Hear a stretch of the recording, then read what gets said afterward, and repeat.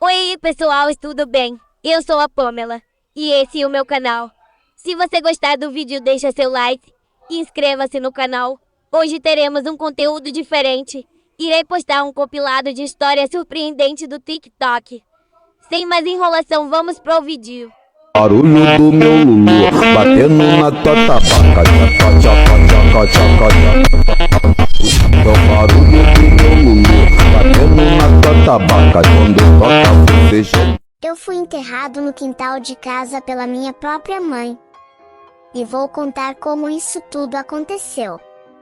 Meu nome é Brian Silva e essa é a minha história. Eu tinha apenas 4 meses de vida, morava sozinho com a minha mamãe, Ramira Gomes da Silva. Meu papai não quis me conhecer, então minha mãe cuidava de mim sozinha, pois ninguém queria se relacionar com ela por ela ser mãe.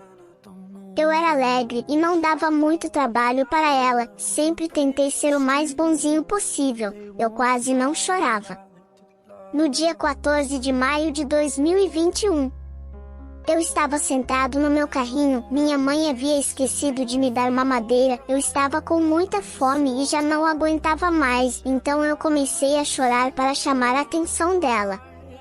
Ela então pegou um travesseiro e colocou sobre meu rostinho e tudo ficou escuro, eu não conseguia respirar. Se passou 1 minuto e tudo ficou claro de novo, eu ainda estava com dificuldade para respirar e comecei a chorar.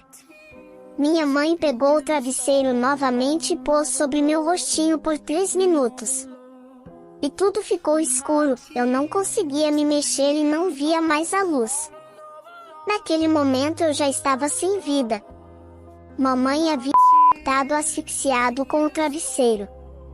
Após um tempo ela me pegou no colo e constatou que eu não estava mais respirando. Então pegou meu corpinho e colocou na pia da cozinha, onde cortou meus braços e pernas. Em seguida ela pegou e os colocou dentro de latas de leite em pó, depois embalou em sacos de lixo e depositou na lixeira. No quintal de casa mamãe cavou um buraco e colocou o que restou do meu corpo, e o cobriu com terra solta que havia cavado. No final da manhã ela foi até um supermercado onde comprou produtos de limpeza, como bicarbonato de sódio, álcool e água sanitária, e usou para limpar a cozinha. Depois disso, ela descansou na varanda da nossa casa e à tarde foi ao dentista como se nada tivesse acontecido. Horas depois ela foi até a rodoviária, onde consultou horários de ônibus que iria usar para fugir da cidade. Após 3 dias, meu corpo somente foi descoberto por um cãozinho que cavou o buraco e o desenterrou. O dono do cãozinho me viu e alertou a polícia. Minha mãe havia saído da cidade no mesmo dia em que fez essa crueldade comigo, mas foi presa em Porto Velho, Rondônia, no dia 18 de maio, quando tentava seguir viagem em uma embarcação, rumo ao estado do Amazonas. Ela confessou os crimes e alegou que fez isso comigo para seguir com um relacionamento. Ela foi indiciada por homicídio qualificado e ocultação de cadáver. Ela foi transferida para a penitenciária Ana Maria do Couto Mai, em Cuiabá. Obrigado por ouvir a minha história.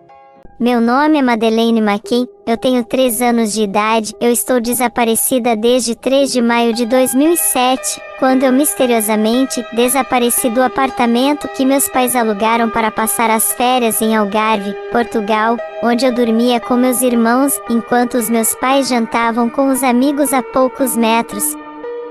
Meu caso teve grande repercussão mundial, principalmente devido à enorme campanha publicitária realizada pelos meus pais, para tentar descobrir meu paradeiro.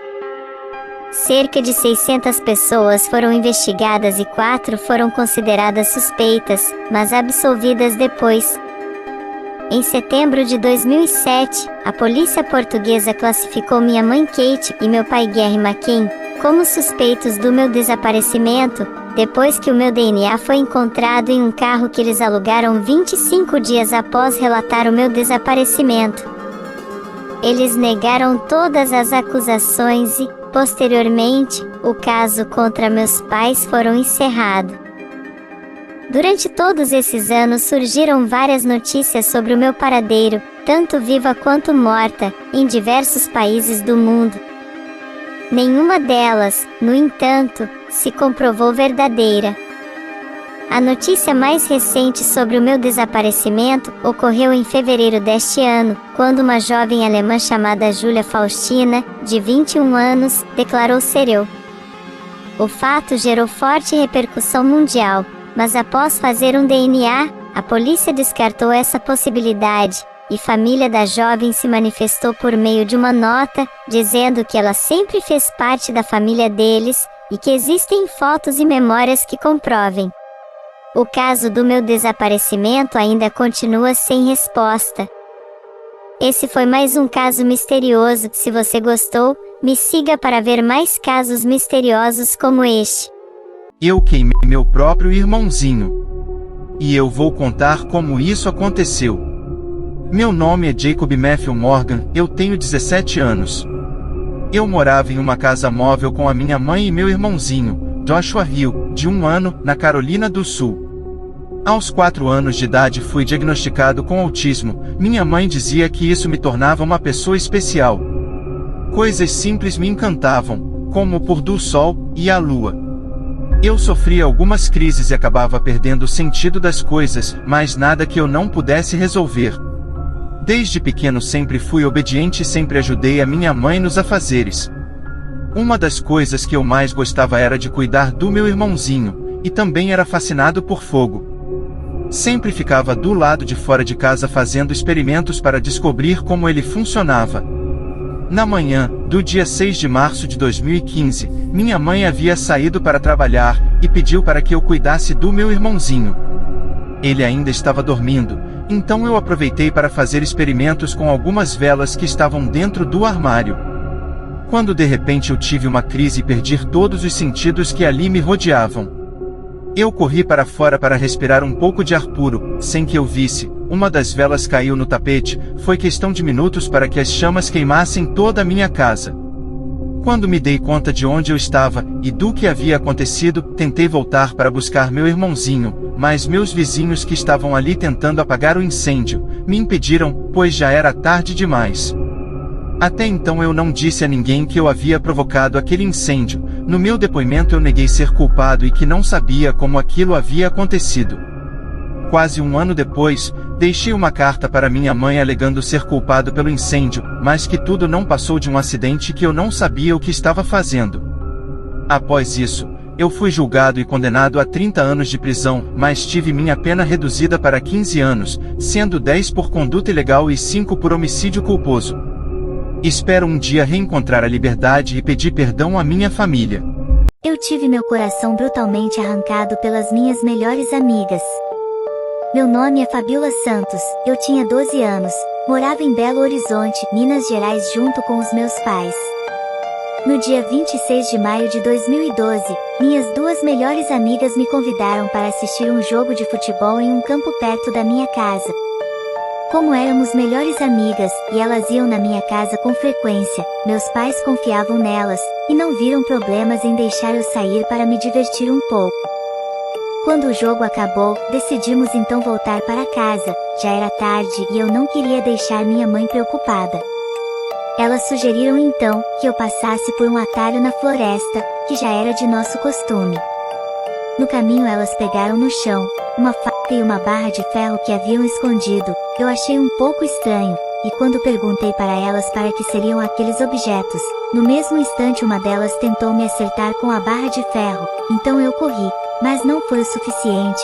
A que carregava uma faca conseguiu me alcançar, e me feriu com várias facadas nas costas. Eu estava muito machucada e não conseguia mais correr. Eu perguntei por que elas estavam fazendo aquilo comigo. Elas me responderam pateando meu rosto até meus dentes se quebrarem e eu perder a consciência. Quando constataram que eu ainda estava viva, me atacaram com a barra de ferro, esmagando meu rosto, e infelizmente eu não consegui sobreviver àquilo. Mesmo constatando que eu já estava sem vida, elas abriram brutalmente meu peito, arrancando o meu coração e um dos meus dedos do pé e os colocou dentro de uma sacola. Quando elas chegaram em casa, Uma delas pediu para que o irmão de 8 anos enterrasse o coração no quintal de casa, dizendo que se tratava do coração de um porco e um dedo de brinquedo. Após isso foram até a minha casa e disseram aos meus pais que eu havia me perdido no caminho da floresta. Minha família preocupada alertou a polícia. A busca por mim duraram dias e dias. Mas no dia 7 de junho, um homem que estava na floresta coletando lenha, me encontrou em um barranco próximo aonde eu havia sido brutalmente assassinada. Após um mês de investigação, minhas supostas amigas se tornaram principais suspeitas, e quando foram prestar depoimento, acabaram confessando o crime. Elas foram presas e levadas a uma instituição para menores infratores, mas infelizmente hoje em dia elas já estão em liberdade. Lembre-se desse recado. Cuidado com quem você chama de amigo ou amiga, a trairagem na maioria das vezes anda do seu lado. Eu fui morta e colocada dentro de uma mochila pela minha própria tia. Meu nome é Lorena Ferreira e essa é a minha triste história. Eu tinha apenas 2 aninhos, minha mãe me deixou sob os cuidados dos meus tios, Ana Beatriz e John Lennon, pois precisava viajar a trabalho. Pensei que seria um final de semana feliz, mas eu fui enganada pelos meus pensamentos inocentes. Nos primeiros dias eu era bem tratada, todos me achavam fofinha, mas após um tempo isso tudo começou a mudar estranhamente. Eu parei de ganhar elogios e comecei a receber agressões, meu corpo tinha várias manchinhas roxas, e vivia dolorido, na minha cabeça havia vários machucados e doía muito. Minha tia me espancava todas as noites antes que eu fosse para a cama. Algumas pessoas chegaram a fazer denúncias sobre maus tratos, mas não adiantou muita coisa. No dia 23 de março de 2022, eu fui agredida na cabeça pelo meu tio, com um esfregão que ele havia trago do trabalho. A batida foi tão forte que eu desmaiei. Minha tia me pegou e me colocou na cama. No dia seguinte, minha tia notou que eu ainda não havia levantado da cama como fazia toda manhã. Ela então me chacoalhou, e mesmo assim eu não acordei. Naquela manhã eu infelizmente já estava sem vida, eu havia sofrido um grave traumatismo craniano. Após isso, com a ajuda do meu tio, ela me enrolou em um lençol e me colocou dentro de uma mochila escolar, e me levou até a casa dos meus avós. Eu fiquei dentro daquela mochila durante dias, até que o mau cheiro começou a incomodá-la. Para que meu avô não sentisse o mau cheiro, ela pegou a mochila e enterrou no fundo do quintal da casa. Um dia depois, uma chuva atingiu a região e os urubus começaram a se concentrar na área onde eu estava enterrada. Por ser uma cova rasa, a maior parte da mochila ficou à vista. Meu avô começou a sentir o mau cheiro, pensou que poderia ser um animal morto em algum canto do quintal, mas a única coisa que ele tinha visto era a minha mochila. Ele abriu para ver do que se tratava. Assustado, ele rapidamente alertou a polícia e o caso foi descoberto. No dia 30 de março de 2022, minha tia foi presa, mas meu tio ainda continua foragido. Eu levei 9 tiros e vou contar como isso aconteceu. Meu nome é Curtis Jackson, mas sou mais conhecido como 50 Cent. Nasci e cresci nas ruas difíceis do bairro Queens, em Nova York. A vida não era fácil para mim desde o início. Perdi minha mãe quando tinha apenas 8 anos de idade e fui criado por minha avó. As ruas me moldaram desde cedo. Eu me envolvi com gangues locais e acabei seguindo um caminho perigoso. Aos 12 anos, comecei a vender drogas para sobreviver. Aquela era a única maneira que eu conhecia de ganhar dinheiro e ajudar minha família. A violência era comum no meu dia a dia, e eu me tornei uma pessoa dura e resistente para sobreviver. 24 de maio de 2000, essa data quase mudou completamente a minha vida. Eu estava do lado de fora da casa da minha avó em South Jamaica, no Queens, em Nova York. Foi um ataque violento que quase custou a minha vida. Eu fui atingido por 9 tiros, incluindo um tiro no rosto, um no braço, 2 no peito, um nas mãos e um nas pernas. O incidente foi resultado de uma disputa em andamento entre eu e um gangster local. Após este ataque, eu passei por uma longa recuperação e cirurgias para remover as balas do meu corpo, tinha a sensação de que eu não iria sobreviver. Mas eu usei essa experiência como uma motivação para sustentar minha carreira musical e alcançar o sucesso. O incidente me ajudou a solidificar minha imagem como um rapper duro e resiliente, e eu canalizei minha energia para criar músicas que refletiam minha vida nas ruas e meus confrontos com a violência. Eu estava determinado a construir um império e provar que as pessoas vindas de origens difíceis também podiam alcançar o sucesso. Hoje, olho para trás e vejo como monge cheguei. Eu passei de um jovem das ruas a um artista de sucesso e empreendedor. Minha história é uma prova de que, não importa de onde você venha, você pode alcançar seus sonhos se tiver determinação, trabalho árduo e acreditar em si mesmo. Sou 50 Cent, e essa é a minha história. Eu fui mantida em cativeiro, e gerei 7 filhos do meu próprio pai. E vou contar como isso tudo aconteceu. Meu nome é Elisabeth Fritzl. Eu nasci em abril de 1966 em Amstetten, Áustria. Infelizmente, minha história é marcada por anos de sofrimento e horror. Cresci em uma família aparentemente comum, mas minha vida tomou um rumo obscuro quando eu tinha apenas 18 anos. Foi em um dia como qualquer outro quando meu pai, Joseph Fritzl, me chamou para ajudá-lo no porão da nossa casa. Eu confiava nele, então fui sem questionar. Meu pai fechou a porta atrás de nós e me sufocou com uma toalha encharcada de éter, fazendo com que eu desmaiasse. Quando recuperei minha consciência, eu estava acorrentada em uma das paredes frias daquele porão. Não importava o quanto eu gritava, ninguém conseguia me ouvir, pois eu estava em uma espécie de bunker, 6 metros abaixo do chão. Para que não houvesse suspeitas, ele me obrigou a escrever uma carta, dizendo que havia fugido de casa, pois não aguentava mais viver em família. Logo então ele apresentou esta carta para a polícia como prova e pediu para que encerrassem o caso. No início, ele apenas me mantinha presa naquele lugar horrível, a água e a comida eram bem limitadas. No ano seguinte, mesmo acorrentada, ele começou a abusar de mim, em troca de água e comida, e se eu recusasse ele me deixaria morrer de fome.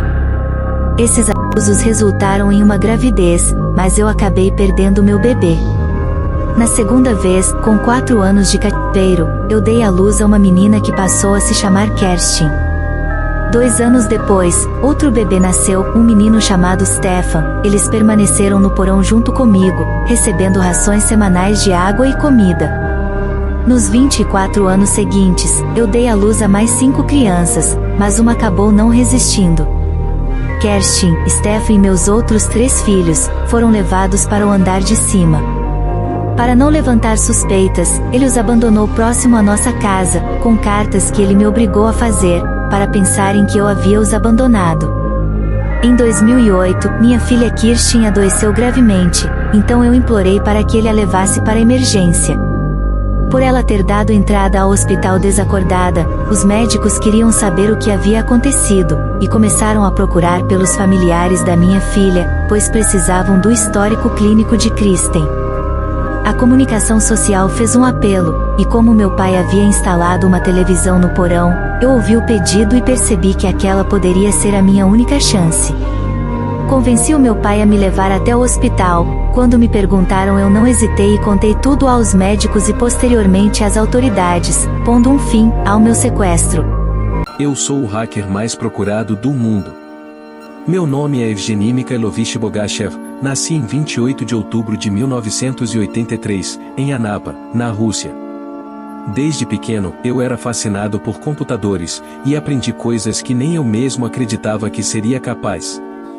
Em 2013 fui responsável por infectar mais de 234 milhões de computadores e faturei mais de 83 milhões de reais. Eu sempre fui bom no que fazia, e era o que eu gostava. Então eu desenvolvi um vírus chamado Zeus, que me permitia controlar qualquer computador, em qualquer lugar do mundo. Eu havia criado um exército cibernético, eu tinha acesso a várias informações, desde dados bancários a informações confidenciais, que vocês ficariam malucos só em saber do que se tratava. Eu sou procurado no mundo todo, pelos vários crimes cibernéticos, inclusive por ajudar o presidente Lula a ganhar a eleição, kkkk, brincadeira. Mas sim, fui acusado de supostamente ter ajudado o ex-presidente Donald Trump a ganhar a eleição. Consequências dos meus atos: o FBI está oferecendo 3 milhões de dólares para quem souber qualquer informação sobre meu paradeiro.